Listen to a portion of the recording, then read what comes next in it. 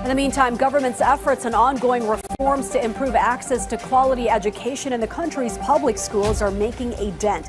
Thanks to the main agencies working closely together more than ever, the DepEd, Commission on Higher Education and Technical Enhancement and Skills Development Administration, or TESDA, so declares the Philippine Business for Education, but challenges the government to step up efforts to get learners in the country up to speed internationally, especially in basic reading, comprehension, and arithmetic skills. The full report from our Carlo Candelaria.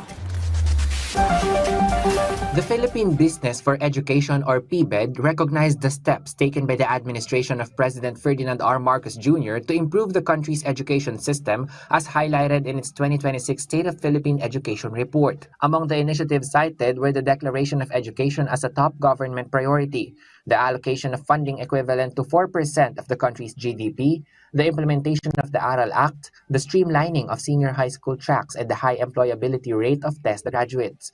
The group also underscored the importance of strong coordination among government agencies focused on education, including the Department of Education, or DepEd, the Commission on Higher Education, or CHED, and the Technical Education and Skills Development Authority, or TESDA. First time in decades, our education agencies are actually working together. Si Sec Sani Angara sa DepEd, si Sec Kiko sa TESDA, at si Chair Shirley sa CHED. They are coordinating deliberately, intentionally, to close the gaps in our learners' pathways. Despite these gains, PBED said that the reforms implemented so far are still not enough to fully address the long-standing challenges facing the country's education sector.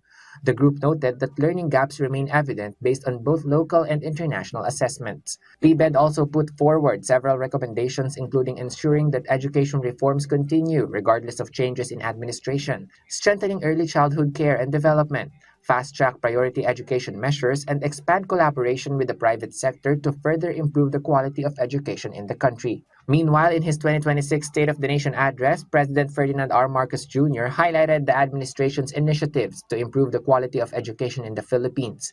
These include reforms to the senior high school curriculum, the expansion of technical vocational programs, efforts to improve the quality of higher education institutions, the promotion of AI literacy, and the implementation of programs focused on student nutrition and safety.